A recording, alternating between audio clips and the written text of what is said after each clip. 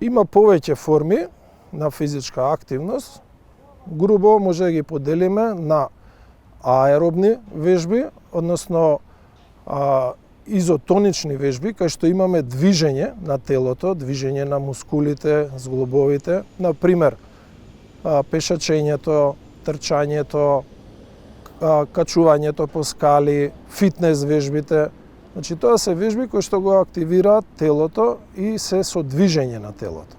Другата група на вежби се така наречени изометрични вежби, каде што имаме контракција, стегање на мускулите без движење на телото. Такви се вежбите со тегови, со тежина. И едните и другите се корисни. Што е разликата меѓу овие два вида на вежбање?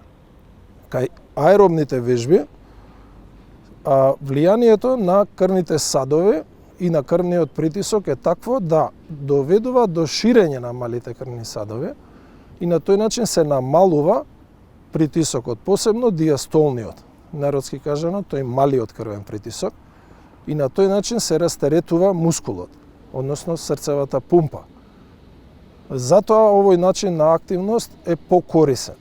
Кај изометричките вежби, кај што имаме стегање на мускулите, например, еве склековите.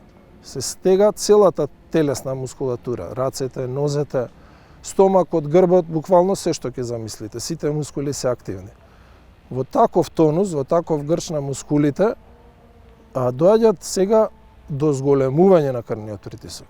И на систолниот горниот, и на диастолниот долниот. Зашто? Затоа што пред се задача број 1 сега на организмот да обезбеди дотур на крв до мускулите, да ги соодветно снабди со кислород и хранливи материи.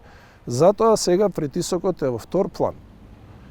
Овие вежби се препорачуваат во помала мера кај пациентите што имаат болно срце, за да не го оптеретуваат срцевиот мускул, односно пумпата. Меѓутоа, велиме, умерени вежби со помала тежина се препорачува 2 пати неделно, за да се развиваат мускулите, за да се добие позитивниот ефект на коските, движењето, физичката активност ја подобрува густината на коските. Значи не е само влијанието на кардиоваскуларниот систем, влијае на функцијата на цревата, перисталтиката, на хормоните, влачењето на хормоните во организмот и на многу други начини. Сега, за да разбереме која е таа физичка активност што е корисна. Велиме умерена физичка активност. Умерена значи напор кој што ќе предизвика да се задишиме, да се замориме, срцето да забрза во работата и на тој начин да се придвижи, да се подобри крвотокот и да се забрза работата на срцето. Што е тоа умерена активност? На 150 минути минимум во неделата. По можност секој ден 30 на минути. Колку повеќе се движиме, толку е поголема користа од физичката активност. Сега, брзо пешачење, џогирање, одење по скали, аеробик во вода, пливање, се тоа физички активности каде што имаме ангажирање, движење на телото, така наречени аеробни вежби.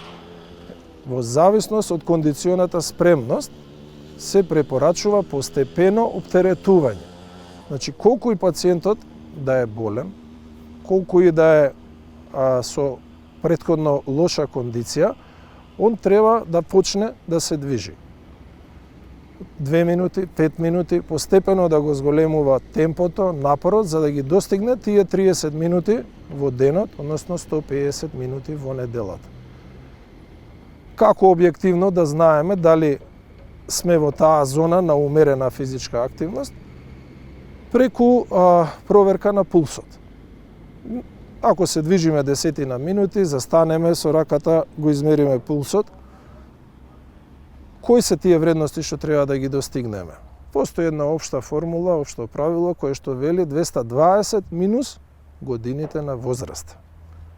Тоа е некој максимален пулс за соодветната возраст.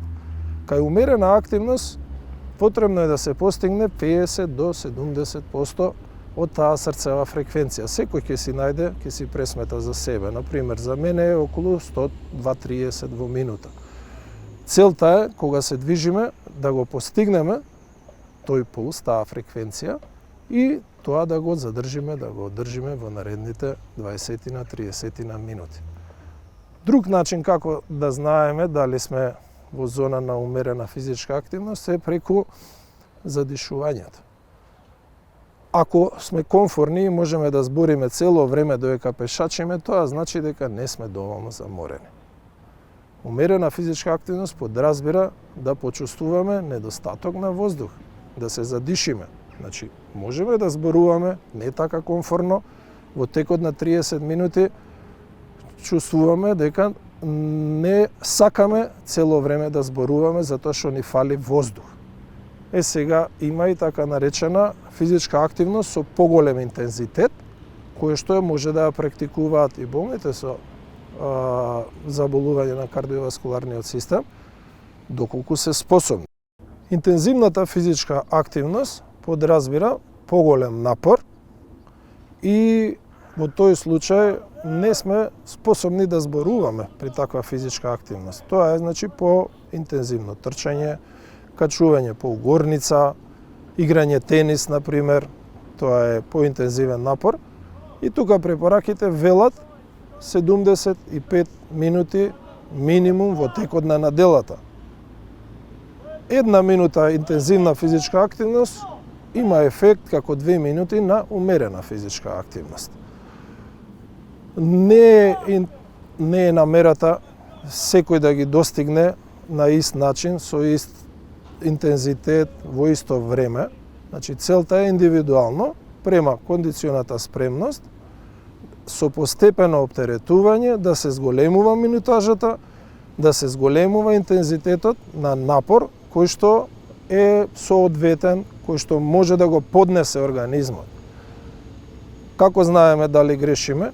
Ако се јават проблеми во текот на физичката активност, како интензивен замор, вртоглавица, темнење, појава на болка во градите, сето тоа е знак дека таа активност е несоодветна на нашите можности. Треба да се застане и, ако тоа трае, да се побара и помош, да се консултира доктор.